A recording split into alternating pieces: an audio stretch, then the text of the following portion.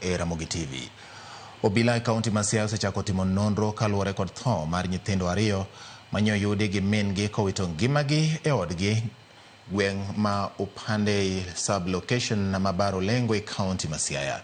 Kaluwore kod min nyithindogo, Florence Atieno norado gi ringre nyithinde ariyo, ma achiel ja grade 1 to machielo ja PP2 kopiel e dier ot okinyi ma piny oruodo tich ariyo. Komanda mar obila e kaunti ma Siaya, Sarah Koki, oyango adieri mar wachno kowacho ni obila nyochwalo ringrego nyaka e kar kano ringre ma Siaya County Referral ka irit timnegi bero.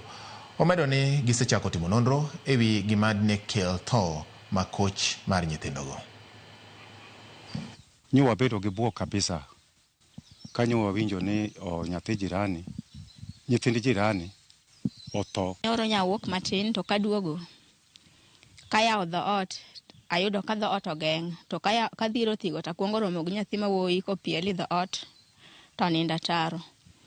Karange tayudo kong'ich to ume golo buoyo gi remo. Gir kabila no osetimre, nadhi ka police station goyo report, nandiko statement ma wabiro gi polise go nyaka dala kae magigo picha magitimo gimoro amora.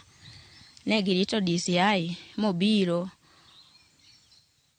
motimo kila kitu, mokawo bodies go moteri mochari Siaya.